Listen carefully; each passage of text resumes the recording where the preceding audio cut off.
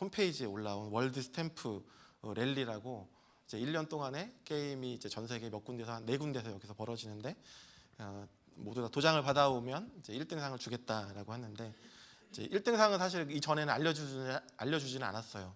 알려주지는 않았는데 이제 전 세계에서 유일하게 한국 사람 2명이 이렇게 1등을 차지하게 되는 그런 거가 있었고, 이제 보통 이제 1등상이 이제 아까 여기서 나온 것처럼 항공권과 숙박권이잖아요. 그거랑 이제 원작자가 그린 그림 요건데 굉장히 고민을 했을 것 같은데 저 두 분은 고민 없이 그냥 원작자가 그린 그림을 이제 선택을 했습니다. 저거 보면서 이제 세상은 저렇게 사시는 분들도 있구나라는 그런 생각을 해봅니다. 예, 그래서 오늘의 주제는 이제 인간 성도는 이제 무엇으로 사는가 이 주제입니다. 굉장히 철학적인 주제인데 이제 해보겠습니다. 지난번 제가 해서 너무 떨려가지고 지금 기억도 안 나요. 그래서 오늘은 이제 지난번보다 한 10%만 잘하자 이런 목표를 세우고 이제 준비를 했습니다. 주제는 이제 여러분 잘 아시겠지만 이게 톨스토이의 인간은 무엇으로 사는가라는 제목의 이제 책인데요. 이제 그것은 이제 우리 예은이가 이제 숙제를 하다 보니까 이제 그게 이제 있더라고요. 그래서 인간은 무슨 굉장히 철학적. 저는 사실은 이전에는 안 읽어봤어요. 책 제목만 알고 있었지 안 읽어봤는데 굉장히 철학적이고 의미가 있더라고요. 그래서 이거를 같이 나누면 좋겠다라고 생각해서 예은이한테 책을 빌려서 이제 한번 읽고 이제 이렇게 왔습니다. 그럼 성도들은 과연 무엇으로 사는지가 이제 궁금해지기도 했었고, 그래서 저를 다시 돌아왔습니다. 나는 그러면 뭘 위해서 살고 있나, 어떻게 살았나, 무엇으로 사나 이런 것들이 이제 궁금해지기 시작했습니다. 여러분들은 무엇을 어떻게 사시나요? 무엇을 위해서 사시나요? 만만한 게 덕용이지. 저도 이제 박 전사님처럼 이렇게 한 사람 지목해서 그 사이에 이제 저도 다음 거 이렇게 보고 이렇게 하거든요. 우리 덕용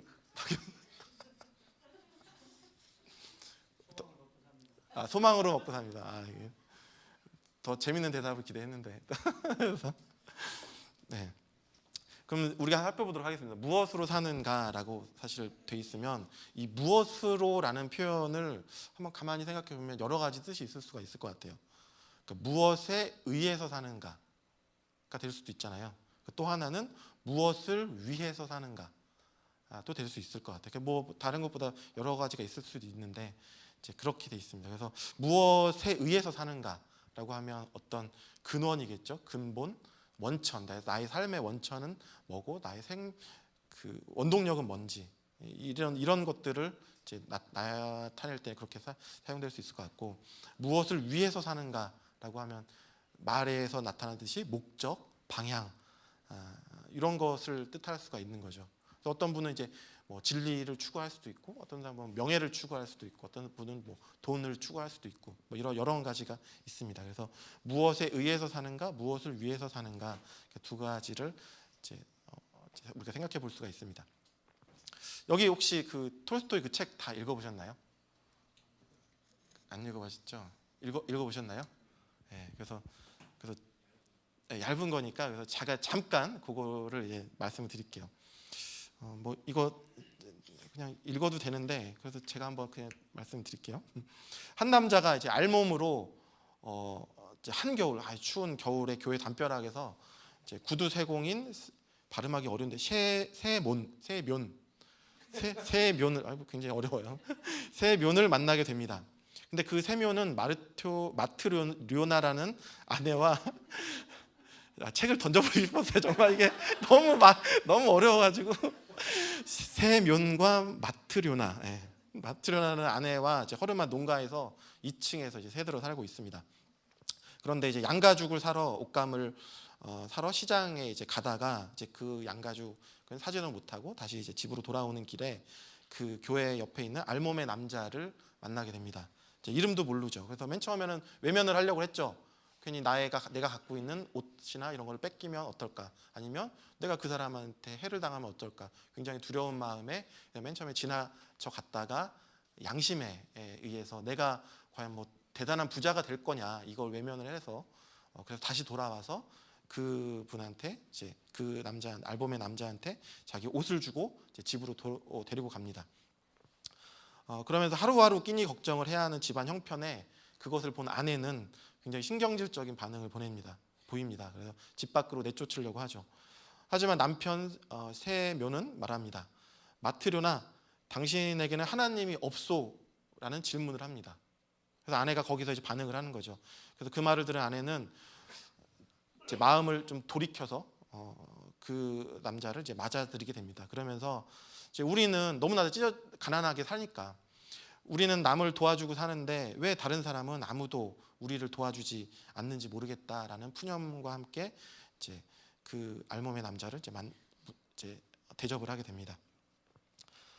그래서 그렇게 계속 이제 그 뒤로 이제 계속 살게 되는 것이죠. 그 남자의 이름은 이제 미하일이었고 할 줄 아는 것이 아무것도 없어서 구두공인 세몬을 따라서 구두 만드는 기술을 이제 배우게 됩니다. 그러나 신기하게도 미하일은 가르쳐 주는 것 이상으로 구두를 굉장히 잘 만들었고 그것이 이내 소문으로 퍼져 굉장히 찢어지게 가난했던 그 집이 형편이 조금씩 나아지게 됩니다. 그래서 함께 산 지 한 1년쯤 지났을 때 이제 한 거구의 부자의 남자가 이제 집으로 찾아옵니다. 그러면서 1년 동안에 신어도 닳지 않은 구두를 만들라고 주문을 하는 거죠. 그렇게 명령을 하면서 그 구두를 1년 동안 이렇게 잘 헤어지지 않는 구두를 못 만들 때에는 내가 당신 너를 잡아 감옥에 가두겠다라고 얘기한 거죠. 하지만 무서움에 벌벌 떨면서 그 어떻게 해야 되는 난감해했는데 이제 그 미하일의 1년 동안에 만드는 그것을 보고 능력을 보고 이제 수락을 하게 됩니다. 그런데 이제 미하일은 구두를 만들어야 되는데 구두를 만들지 않고 슬리퍼를 만들게 됩니다. 굉장히 불안한 거죠. 옆에서 슬리퍼를 만들고 있는데 뭔가 제지를 하고 싶었어요. 너 지금 슬리퍼 뭘 만들 거냐? 구두를 만들어야 되는데 왜 슬리퍼를 만들 거냐라고 제지를 하고 싶었지만 그래도 지금까지 미하일이 1년 동안 해온 것을 이제 무시를 못하니까 계속 놔둔 거죠. 그래서 결국에는 하지만 미하일은 이제 슬리퍼를 만들고 만 거죠. 너무 놀라가지고 이제 절망을 하였고 1년이 하필이면 1년 동안 아무 사고도 없이 잘 만들다가 이게 무슨 날벼락인가 하는 그런 실수에 굉장히 당황하게 됩니다.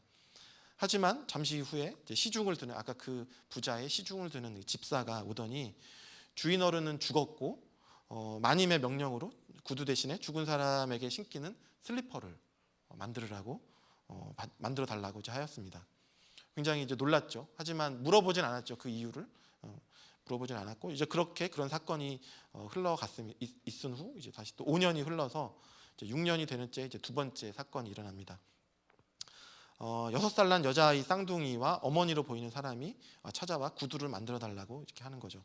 그 중에 이제 한 아이는 절름발이었고 어머니로 보이는 사람은 사실은 어머니가 아니라 그 쌍둥이의 이웃집 아줌마였던 것이죠.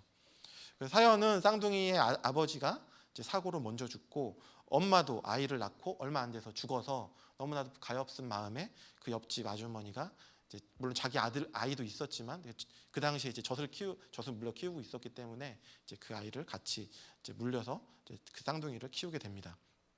이제 이런 사연을 눈물을 흘리면서 이제 막 세몬 부부에게와 미하일에게 이제 얘기를 하는 거죠. 이제 그러자 이제 드디어 미하일이 자기의 정체를 밝히게 됩니다. 그러니까 6년이 흐른 시점에 이제 정체를 밝히게 되는 거죠.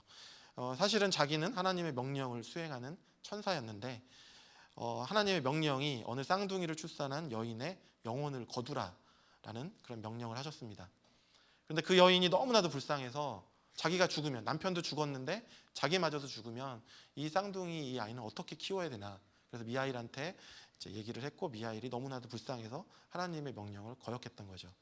하지만 하나님은 다시 가서 영혼을 거두라라는 말씀을 하셨고 이제 두 번째는 이제 명령을 수행했습니다. 그래서 하지만 이제 명령을 수행을 했지만 하나님의 명을 거절했기 때문에 명령을 이제 듣지 않았기 때문에 그 벌로서 날개가 꺾여서 이제 땅으로 이제 내려온 것이죠. 알몸으로 내려온 것이죠. 사실은 아까 그 거두라라고 했던 그 쌍둥이 엄마의 이제 어머니 영혼은 아까 여기 나온 절름발이가 있는 아이의 어머니였던 것이죠. 사실은 그 절름발이도 어머니가 이렇게 죽으면서 이렇게 덮쳐서 그 아이의 이제 다리가 이제 못 쓰게 된 거죠. 그러면서 이제 하나님의 벌을 받고 있는데 하나님이 이제 미하일한테 원했던 거는 뭐냐면 세 가지 질문을 에 대해서 알 것이다라고 말씀하신 거죠. 첫 번째가 인간의 마음 속에는 무엇이 있는가? 두 번째가 인간에게 허락되지 않는 것은 무엇인가? 그리고 세 번째는 인간은 무엇으로 사는가입니다. 예, 이거에 대한 답은 이제 설교 마지막에 이제 한 번에 이제 하겠습니다. 이렇게 이제 인간은 무엇으로 사는가에 대한 이제 우리가 철학적인 질문을 이제 해보게 됩니다. 사실 이에 대한 답은 결론에서 말씀을 드리고, 그럼 예수님은 우리에게 이제 어떻게 그러면 이 문제에 대해서 말씀하고 계신지 이제 한번 본문으로 살펴보도록 하겠습니다. 오늘의 본문은 여러분들이 너무나 잘 아시는 오병이어의 기적 직후의 이야기입니다. 함께 한 목소리 한번 읽어보시겠습니다. 시작. 진정으로 진정 너에게 말합니다. 믿는 사람은 영생을 가지고 있다. 나는 생명의 빵이다. 너희는 동안 광야에 만나도 먹어도 죽었다. 그러나 하늘에서 내려온 빵은 이러하니 누구든지 그것을 먹지 않으면 죽지 않는다. 하늘에서 내려온 살아있는 빵이다. 빵.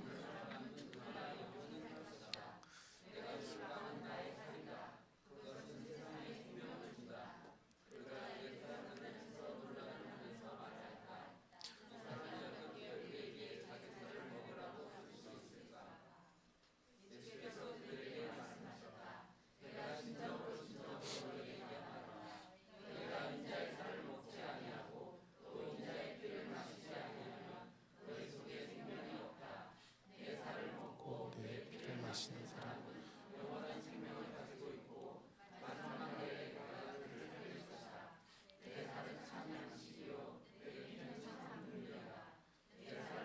내 피를 마시는 사람.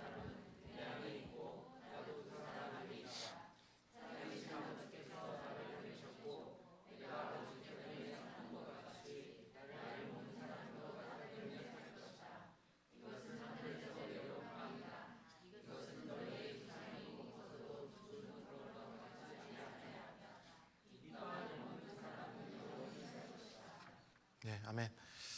오늘 성경 말씀의 본문은 이제 요한복음의 6장에 나오는 이제 6장 초에 나오는 오병이어의 기적을 갈릴리 호수 근처 벳세다 이렇게 빈들에서 이제 행하시고 무리를 걸어서 이제 가버나움까지 가신 그 직후에 이제 무리들이 예수님한테 이제 물어본 거에 대한 답으로 이제 예수님이 하신 말씀입니다.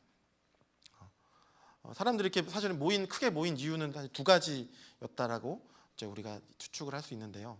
사실 정치적으로는 좀 뭐 여러 의견이 있지만 여기에 우리 그 누가복음에 이렇게 보면 헤롯 안티파스와 이복 동생의 헤롯 빌립이라는 그 두 사람이 있는데, 이제 헤롯 빌립이 사실 헤롯 빌립의 아내를 이제 안티파스가 취하게 되잖아요. 그것을 이제 침례 요한이 이제 부당하다, 잘못된 것이다라고 얘기를 한 거에 대해서 사실 그 뒤에 얘기가 이제 그 죽이게 되는데, 그러면 자기들이 그 침례 요한을 따르던 무리들이 이제 사실은 예수님을 대체자가 없으니까 이제 그 다음에 예수님을 따라갈 수밖에 없어서 이제 사실은 많이 몰려 있는 상태인 거고, 또 이제 말씀으로 보면 앞뒤 말씀으로 보면 오병이어 직전에 이제 병자들을 기적적으로 이제 예수님이 치유하셨기 때문에 그것에 이제 넘어와서 이제 혹해서 이제 막 무리들이 따라왔을 거다라고 이제 추측을 하고 있는 거죠.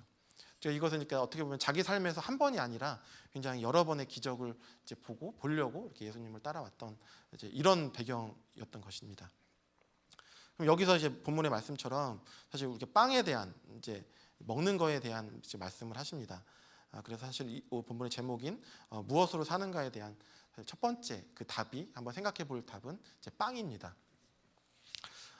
빵은 인간에게 어떻게 보면 생존을 위한 이제 기본적인 요건이라고 볼 수가 있는 것이죠. 그래서 사실은 창세기 3장에 우리가 타락 사건이 나오는데, 그 타락 사건 이후에 자연 환경은 인간에게 사실 빵을 보장하지는 않아요. 창세기 3장 17절에 보면 이제 나오게 되는 거죠. 이제 땅이 너 때문에 저주를 받을 것이다. 너는 죽는 날까지 수고를 하여야만 땅에서 나는 것을 먹을 수 있을 것이다라고 이제 말씀하고 계십니다. 그러니까 그 뒤로는 한정된 자원을 때문에 이제 인간들은 이제 무리를 지어서 살게 되고, 족장 그런 시대를 맞게 되고 좀 더 지나가서 이제 왕의 시대가 되는 것이죠. 그래서 그들에게 등 따스고 배부르고 등 따스는 이런 환경을 그 사람들이 원하는 거죠. 그렇게 해줄 지도자를 사실 원했던 거죠. 그래서 사실 이렇게 오병이어 기적을 예수님이 보여주실 때 그 무리들은 정말로 이런 지도자라면 우리의 지금 이렇게 정치적으로 로마에 핍박받는 우리들을 구원해 줄 뿐만 아니라 먹을 것으로도 우리에게 지속적으로 공급을 해줄 수 있겠구나라는 것을 의미하게 되는 거죠. 이게 어떻게 보면 사실은 그 출애굽기에 나온 그 광야에서의 하나님이 만나를 주시고 그 민족을 육적으로 먹여 살리는 거랑 어떻게 보면 굉장히 비슷한 면이 있습니다. 그래서 비슷한 면이 있고 그런 것들을 이제 이스라엘 민족들이 기대를 하게 되는 것이죠. 하지만 여기에 대해 예수님은 전혀 엉뚱한 답을 해주십니다. 믿음과 영생을 강조했고 믿음과 영생을 강조했지만 사람들이 그걸 이해하지 못했어요. 그래서 요한복음 16장 3절에 보면 요한복음 16장 3절 맞나요? 저거는 출애굽기일 것 같고 요한복음 6장 30 제가 잘못했네요. 요한복음 6장 32절에 33절에 이렇게 나와 있습니다. 그래서 그런 거에 대한 예수님의 답은 이런 거죠. 예수께서 그들에게 대답하셨다. 내가 진정으로 너희에게 말한다.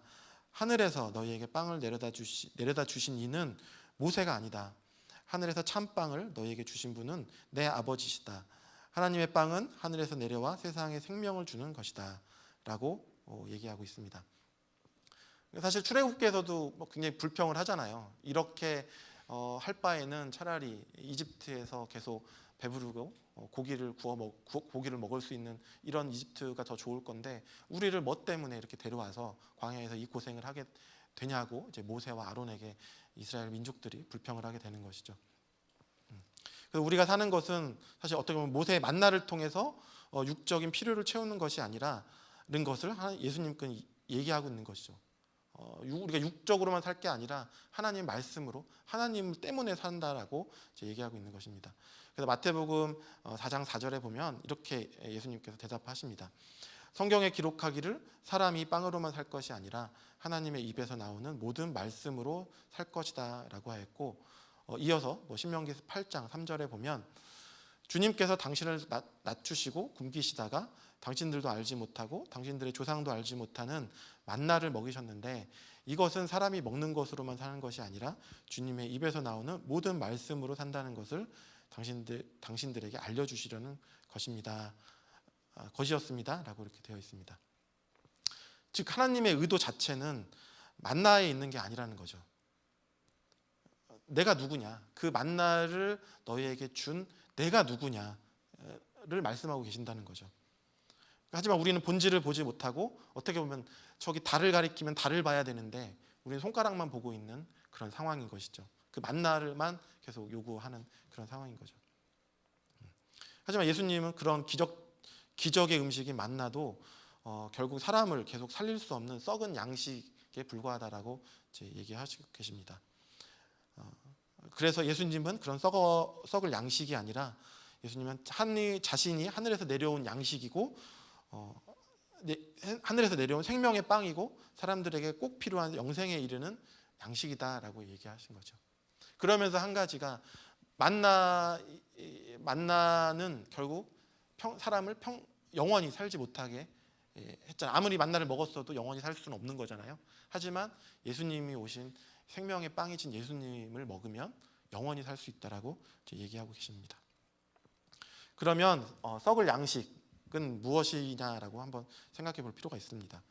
그것은 아마 우리가 살면서 만나는 여러 세상적인 이유가 있을 거고 조건들이 있을 것입니다. 하나가 이제 취미, 돈, 명예, 신념 이런 것들이 다 이제 썩을 양식인 거죠. 양식인 양식입니다. 왜냐하면 오늘 나를 살게 하는 육적인 음식이기 때문에 양식인 양식이에요. 하지만 예수님은 그것이 이제 영원한 건 아니다라고 말씀하신 겁니다. 그래서 하나씩 이제 살펴보도록 하겠습니다. 그런 썩을 양식이 뭔지.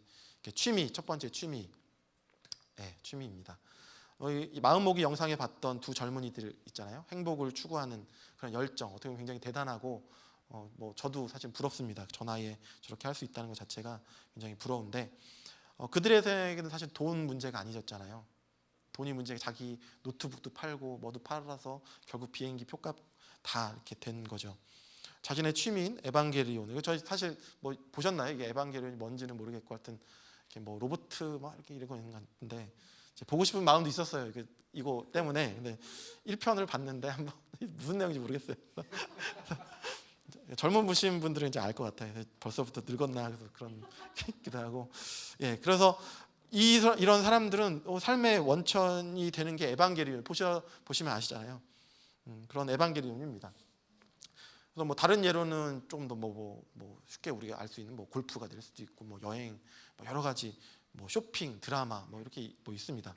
그런 것들에 이제 마음이 이렇게 써서 뭐 어떤 분들은 그래요. 회사에서 어떤 분들은 드라마 하나 보려고 이제 막 그 회식이에요.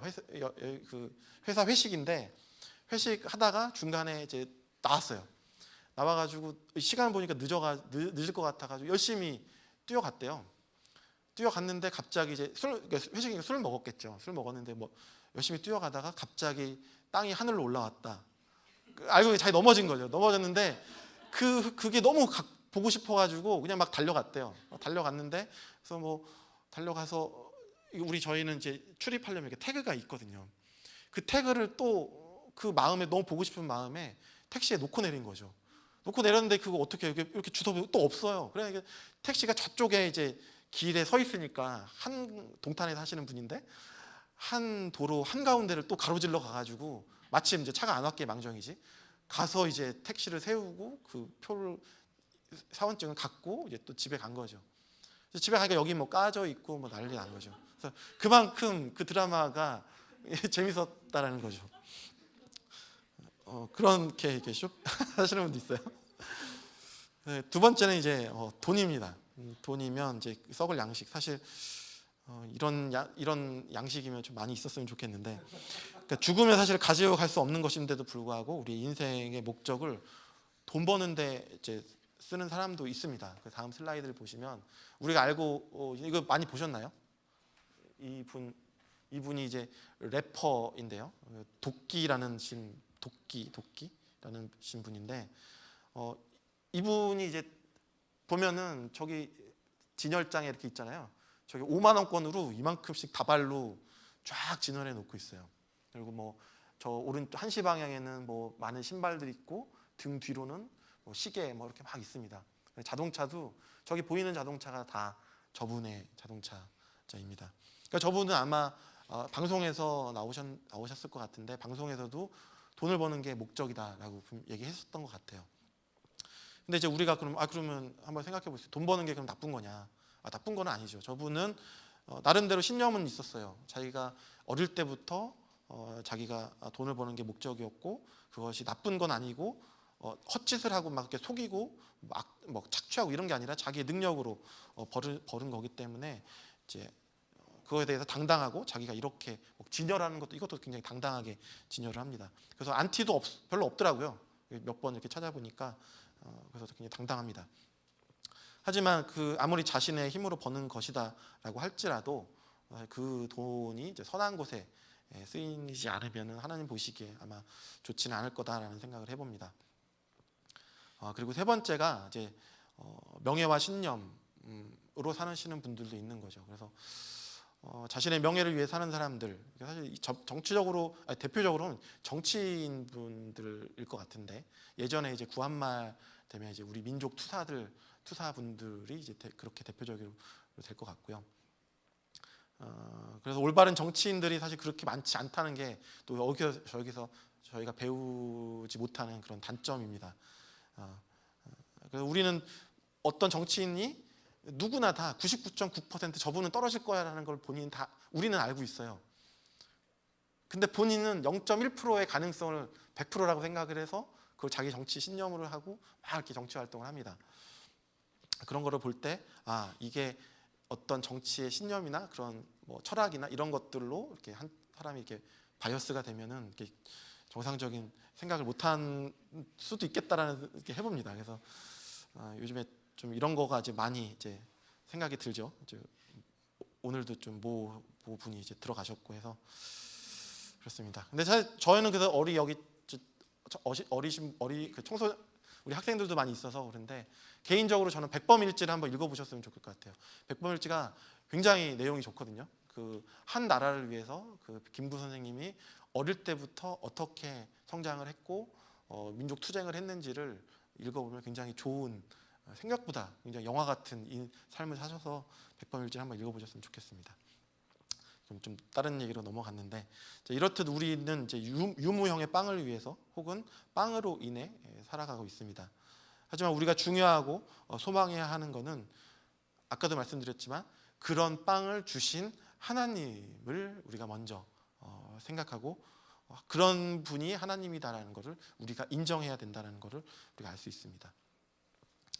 그리고 두 번째 무엇으로 사는가라고 봤을 때 첫 번째가 이제 빵으로 산다고요. 또 제가 정리해 본 거는 기적을 바라고 산다라고 한번 생각해 볼 수 있습니다. 그것이 뭐 선하든 선하지 않든 어쨌든 뭔가를 바라고 기적을 바라고 산다는 거죠. 우리가 뭐 있을까요? 쉽게 주변에서 뭐 기적 같은 일이 일어났다라고 하는데 여러분들 생각하시기에 이거는 정말 기적인 것 같아라고 생각하는 거 혹시 또 뭐 있으신가요? 누가 봐도 이건 기적인 것 같아. 우리 덕용이 우리 덕용 형제 뭐가 봐도 기적일 것 같은. 응?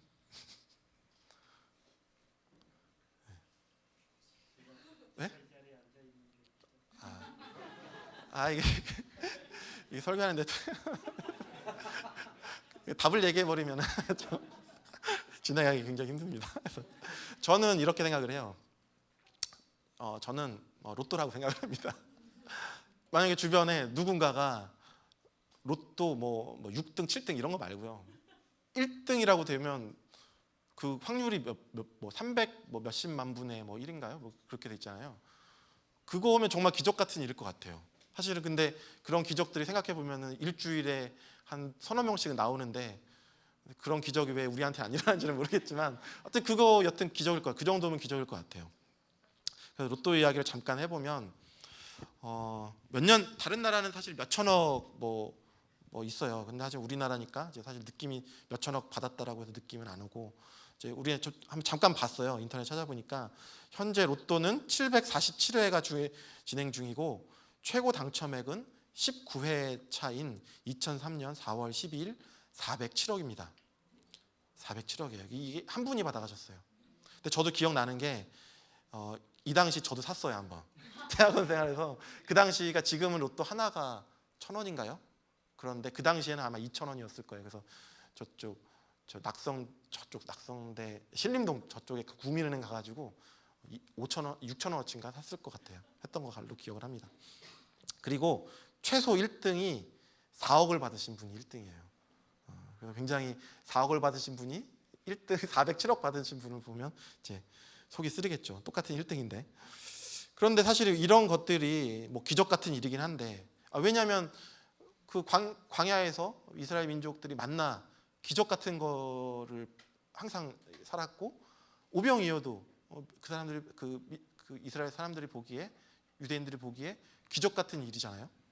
이게 그죠? 하지만 그런 기적들을 사실 기적이라고 생각을 안 하는 거죠.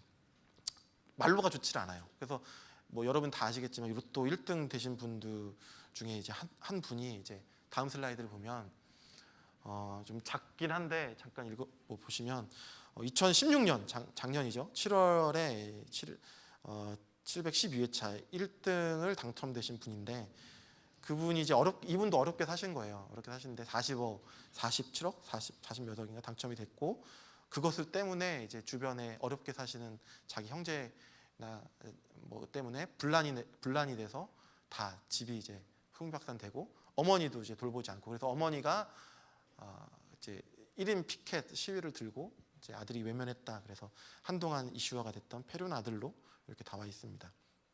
네. 이런 걸 볼 때 굉장히 말로가 좋지 않다라는 걸 우리가 알 수 있어요. 그래서 사실 우리가 기적을 바라지만 그것이 다가 아니다라는 거죠. 또 하나 경험은 제가 잠깐 경험 드리면 그 다음 슬라이드. 저의 경험입니다. 저게 저의 경험인데 그래서 어제 부랴부랴 이제 사진을 찍었고 보니까 저게 우리 형제들은 아마 알 거예요. 셀에서 이제 나눠 알 건데 뭐냐면 작년 11월에 이제 형제의 셀에서 하다가 제가 작년 11월에 저거 산 거거든요. 저거 산 건데 작년 4월쯤에 저도 꿈꾸다가 이렇게 이건 하나님 주신 꿈이다라고 하면 그 비몽사몽간에 안 잊어버리려고 다시 자면 또 잊어버리잖아요. 꿈을 안 잊어버리려고 머리에 있는 걸 그냥 덤프를 했어요. 스마트폰에 눈도 안 뜨고 막 이렇게 덤프를 했어요. 그때 숫자가 몇 개가 보였어요. 이렇게 6개를 딱 보여줬으면 깔끔하게 그거 딱 써가지고 할 텐데 한 4개 정도만 보여주시고 이렇게 희미하더라고요. 이게 뭔가. 그래서 4월 달에 그걸 그렇게 해서 적어놓고 그냥 1년을 계속 그냥 지내고 있었어요. 지내고 있었는데 한 11월 달쯤에 셀 모임을 하는데 우리 기현 집사님이 하루는 이제 회사에서 일을 아무것도 안 하시고 그 뭐 숫자에만 자꾸 이렇게 해서 조합 이렇게 얘기하시더라고요. 그래서 뭔가요? 라고 여쭤보니까 자기도 꿈에서 뭔가 숫자를 봤다는 거예요. 그래서 그 숫자가 뭐냐? 이게 성경에 있는 말씀에 이게 챕터에 이게 숫자냐? 아니면 뭐냐? 아무리 찾아봐도 이해할 수 없다라고 해서 그거의 조합을 열심히 이제 해가지고 이거는 모르겠다라고 해서 그런데 그 말을 셀에서 나누니까 맞다. 요거 로또다. 요거 로또다. 그래서 저도 제가 기록했던 거가 있어서 그거를 조합을 했죠. 잘 보시면은 위에 3개는 수동이고요. 보이잖아요. 수동. 나머지 2개는 자동. 그래서 수동 중에 아마 저거 보시면 1, 2, 4, 5 이렇게 있어요. 요거는 같이 나와서 이게 맞은 거고 그 뒤에 뭐 22, 4, 0 요거는 다 조합이에요. 그래서 그거를 그 숫자를 본 것 같은데 뭔지 모르니까 그냥 여튼 조합을 한 거예요. 그래서 그날 그런 형제들 간에 세일을 한 다음에 바로 그 주에 가서 샀어요. 사가지고 좀 창피하긴 하지만 이게 수동이니까 이렇게 칠해야 되잖아요. 굉장히 창피하더라고요. 그래서 어쨌든 이건 하나님이 한번 풀어주셔야 되는 거구나라고 생각을 해서 한번 했어요. 덜컥 됐습니다. 됐어요. 그래서 신기하다. 그래서 그 뒤로 요거는 하나님이 요거는 아마 사인이니까 이게 전초전이니까 이렇게 해보고 그 뒤로 한번 이렇게 하자. 그래서 내가 요거를 대면 우리 내 교회 하나 이제 멋지게 하나 내가 한번 쏘겠다. 영등포 교회도 있고 하나교회도 몇 층으로 쫙 해서 올리고 싶은 마음에 그런 마음에 샀습니다. 목적은 선했어요. 목적은 선하고 굉장히 선했는데 중심을 보시는 하나님이라 안 주시더라고요. 그래서 그 뒤로 한 몇 번을 사봤는데 안 주시더라고요. 그래서 여기까지구나. 저의 믿음의 한계는 여기까지구나라고 해서 이렇게 했습니다. 저도 기적을 바라고 살았어요. 아마 하나님께서 이렇게 주셨으면은 맨 처음에는 이제 교회를 세우겠다 이렇게 그런 마음이 들었지만 막상 통장에 찍힌 그 돈을 빨아보면 그러면 우리 집 뭐 대출 갚고 뭐 갖고 좋은 차 사고 뭐 이렇게 하다 보면은 그러면 정말 그 삽비라 아나니아가 되는 그런 상황이 되는 거죠. 예, 그러면 이제 우스갯소리 이렇게 말씀드렸고 이제 하지만 요한복음 6장 22절을 보면 이제 무리들은 어떻게 기적을 바랐는지 이제 살펴보도록 하겠습니다. 6장 22절 보시면 다음 날이었다. 바다 건너편에 서 있던 무리는 거기에 배 한 척만 있었다는 것과 예수님께서 제자들과 함께 그 배를 타지 않으셨고 제자들만 따로 떠나갔다는 것을 알았다라고 되어 있습니다. 여기서 키포인트는 바다 건너편에 서 있었던 무리예요. 이미 예수님은 오병이어의 기적을 벳세다 평원에서 들에서 이룩하시고 아까 말씀드린 대로 무리를 걸으셔서 건너편에 있는 가버나움으로 가셨어요. 무리들도 일부는 따라갔죠. 하지만 많은 사람들의 무리가 아직 거기에 남아 있는 거예요. 벳세다 평원에. 그것은 바로 그런 무리들이 또 다른 똑같은 그런 기적들을 계속 바라보고 있는 거죠. 그 자리에서. 예수님이 가셨어요. 예수님은 물론 그 만나가 목적이 아니라 예수님은 당신께서 생명의 빵인 거고 그런 만나는 그 만나 자체가 의미에 있는 게 아니라 하나님 그 만나를 주신 분을 알으라라고 하는 게 메시지였는데, 유대인들은 그 빵을 또 원한 거죠. 그 만나를 또 원해서 예수님이 이미 가셨는데 그냥 그 자리에 계속 머물러 있는 거죠. 그들의 신앙이 거기 수준인 것이죠. 예수님 하나님께서 보내신 자로서 그분의 뜻을 이루는 일에만 치중한다는 것을 그 무리들은 알지 못했어요. 그들은 단지 그냥 정치적인 지도자, 자기의 그런 처한 상황을 이끌어줄, 그리고 뭐 식량을 계속 무한대로 계속 공급해줄 그러한 분으로 예수님을 인식하고 있었던 것입니다.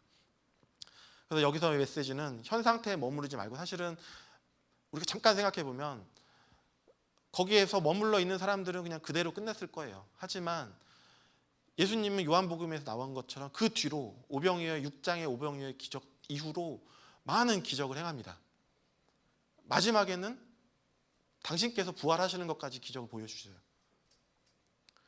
우리가 예수님을 따라서 계속 동행을 하면 예수님께서 그 이후에 보여주는 기적들을 계속 체험을 할 수 있고 볼 수가 있고 배울 수가 있는데, 대다수의 무리들은 그냥 처음에 보였던 그 기적, 처음에 봤던 나의 첫사랑, 거기에서 그냥 머물러 있다는 거죠.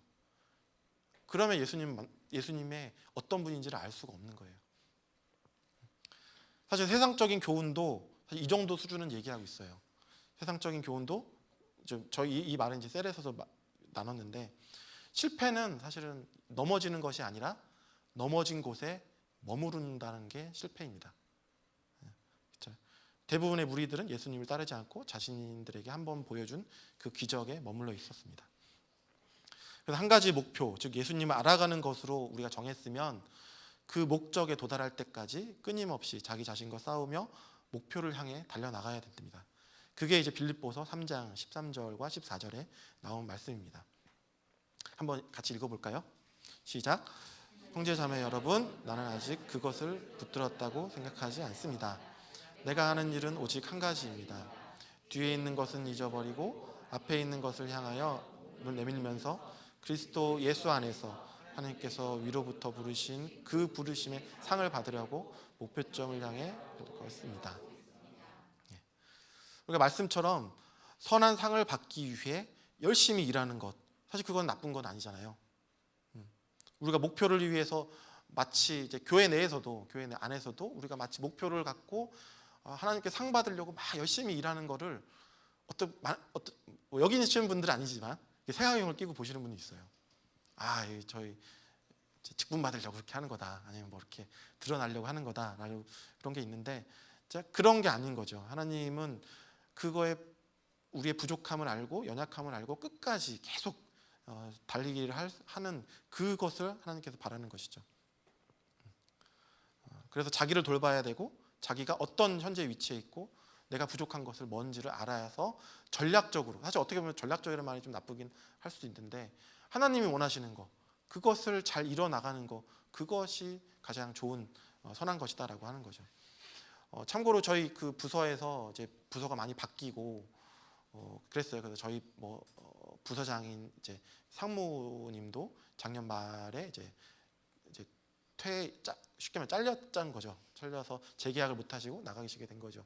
그러면서 이제 새로운 분이 오셨는데, 이제 그분이 사실 원래는 이제 임원 승진하고 갈 케이스인데, 이제 나라가 이렇게 되고 이제 우리의 큰 보스도 저기 큰 집에 들어가 계시고 작은 방에 계시지만 이제 거기 들어가 계시니까 이제 인사이동이 안 된 거예요.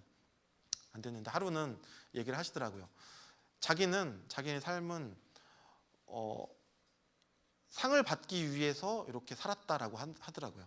상을 받기 위해서. 그래서 자랑스러운 삼성인상 2번 정도 받고 이렇게 받았다. 그래서 자기가 이렇게 하고 있는 일에서 해서 상이 뭔가를 생각을 하고 그 상을 받기 위해서 내가 필요한 것들이 뭔지를 끊임없이 노력을 해서 결국은 그 상을 받더라고요. 그래서 지금의 그런 위치에 있는 거다라고 얘기를 하더라고요. 물론 이제 그분은 이제 세상적인 일을 그렇게 하셨으니까 그런데, 거기서 메시지는 우리가 하나님의 메시지를 바꾼다면 하나님이 원하시는 거, 하나님이 정말 우리에게 원하시는 거를 막 붙들면서 하는 거, 그게 뭐 선한 것이든 뭐든 간에 상을 받기 위해서라도 하는 거, 그게 나쁜 것만 아니잖아요. 그래서 그런 거를 예수님께서 말씀하시고 계십니다. 그것을 위해서 사는 것, 그거 괜찮은 것 같아요. 첫사랑, 나에게 보여주신 처음의 기적 같은 만남을 회복하고 예수님의 삶을 자신의 삶으로 우리가 초청을 해야 됩니다. 예수님의 삶으로 우리의 삶의 방향을 조정할 때 자연스럽게 우리는 아까 우리의 기적을, 예수님이 향하신 기적을 이렇게 경험할 수가 있는 것입니다. 그래서 잠깐 이제 말씀을 거의 정리를 하면, 이제 우리는 사실 언젠가 모두 죽습니다. 하늘에서 내려주신 그런 만나도 먹었어도 이스라엘 민족은 죽었습니다. 하지만 예수님은 그런 하루하루 육신을 유지하는 그런 만나가 중요한 것이 아니라 영원의 삶을 살 수 있는, 우리가 영원히 구원의 삶을 살 수 있는 예수님을 먹으라라고 얘기하시는 거죠. 그래야만 우리가 영원의 생명을 얻을 수 있다라고 합니다. 그래서 내가 침례를 받았다고 해서 모든 사실 구원이 이루어지는 건 아니잖아요. 하루하루 세상적인, 우리가 십자가가 아닌, 마치 우리가 어떤 분들은 보면은 막 자기가 뭐 회사에서 힘들어, 근데 그거를 막 자기가 어떻게 막 해서 뭐 이끌어서 막 이렇게 자기 짐을 졌다고 그래. 사실 그건 세상적인 십자가는 하나님의 의미의 십자가가 아니에요. 선한 십자가를 지고 그것이 이제 이루어질 때까지 우리가 끊임없이 이제 예수님의 길을 따르는 것, 그것이 우리가 원하는 길입니다. 예수님이 원하시는 길인 것이죠.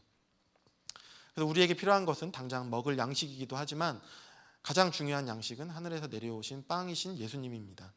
예수님께서는 나는 하늘에서 내려온 빵이시고 그 빵을 먹는 사람은 영원히 살 것이다 라고 말씀하셨습니다. 그것은 우리가 무엇을 소망해야 되는지, 우리가 무엇을 먹어야 되는지, 무엇으로 살아야 되는지를 정확하게 말씀하고 계십니다. 자, 이제 말씀을 이제 정리를 할 텐데요. 아까 이제 그 천사 미하엘 얘기로 잠깐 이제 다시 돌아가면, 아까 기억하시죠? 세 가지 질문. 인간의 마음 속에 무엇이 있는가? 인간에게 허락되지 않는 것은 무엇인가? 마지막으로 인간 성도는 무엇으로 사는가? 인간과 성도 무엇으로 사는가? 요거에 대한 이제 답을 이제 한번 나누겠습니다. 첫 번째 질문, 인간의 마음 속에 무엇이 있는가? 이것은 그 미하일이 알몸의 미하일이 같이 집에 들어왔을 때 맨 처음에 부인이 반대했잖아요. 나가라고 했을 때, 그때 이제 하나님을 알고 하나님 말씀을 듣고 다시 마음을 바꾼 것, 그 안에 들어있던 것, 바로 사랑이라는 것이죠. 미하일을 바라둔 마트리오나의 마음 속에 있는 그 사랑이 인간의 마음 속에 무엇이 있는가에 대한 첫 번째 답입니다. 두 번째 답은 인간에게 허락되지 않은 것은 무엇인가? 이것은 아까 그 부자인 사람이 자기 신발을 구두를 고치라고 왔을 때, 그때 1년 동안에 떨어지지 않을 신발 구두를 만들어 달라고 했던 거잖아요. 그 사람은 몰랐어요. 자기가 그 1년 안에 불과 얼마 있다가 죽을지를 몰랐다는 거죠. 그래서 인간에게 허락되지 않는 것은 무엇인가? 나에게 무엇이 필요한지를 몰랐다는 거죠. 그건 절대 알 수가 없는 거예요. 나에게 내가 필요한 거는, 내가 어떤 거는 필요하다라고 알고 있지만 사실 그거는 어떤 의미에서 보면은 모르고 있는 거죠. 하나님 한 분만이 알고 계시다는 거죠. 그리고 마지막으로 세 번째, 그럼 인간은 무엇으로 사는가? 이것은 책 속에는 이제 쌍둥이를 키운 부인의 눈물 속에 있는 하나님, 그 하나님으로부터 산 거죠. 사실 미하엘이 그렇게 하나님 말씀 거부했던 것, 명령 거부했던 것은 걔를 그 산모를 죽임으로써 그럼 그 아이는 어떻게 될까? 인간들은, 그런 사람들은 그 아이를 보듬어야 되는데 보듬을 사람이 없을 거다. 그러니까 내가 그 부인을, 영혼을 거둘 수가 없다라고 생각을 한 거죠. 근데 하나님은 그게 아니라 그 생명을 거뒀더라도 우리 가운데 있는 하나님을 아는 그 사랑과 하나님을 알고 있는 그것들이 그 아이를 키워낼 거다라는 것을 미하일한테 얘기했던 거죠. 실제로는 그랬잖아요. 그 주변에 그 옆에 있는 옆집 아줌마가 키운 거잖아요. 그것이 바로, 그래서 부인의 눈물 속에 살아계신 우리 하나님, 이 인간이 무엇으로 사는가에 대한 답입니다. 마찬가지일 것 같아요. 우리도 우리가 뭘 할지, 나의 계획이 뭔지 알 수가 없어요. 나에게 필요한 게 뭔지. 나는 요 A라는 게 필요하다고 막 하나님께 간구하고 하지만 하나님 입장에 볼 때 지금 이게 필요한 게 아닐 수라는 거죠. 내가 정말로 생각하지 못한 거, 그게 나한테 필요하다는 걸 수도 있다는 얘기입니다. 그런 모든 계획들은, 오늘 말씀을 마치면 그런 모든 계획들을 바로 하나님이 주관하시고 하나님이 우리의 삶을 인도하신다라는, 그것으로 인해서 우리가 살고 있다라고 우리가 알 수가 있습니다. 마치겠습니다. 그래서 이런 하나님의 말씀, 이런 것들이 우리 믿음이 되도록, 사실 우리 삶 속에서 그것이 풀어질 수 있도록, 사실 저와 또 여러분과 또 우리 교회 모두가 다 한 마음으로 주님께 아뢰하고 간구하고 이렇게 나아갔으면 좋겠고, 그것이 이루어지도록 주님의 이름으로 우리 모두 함께 축원하길 기원합니다. 예.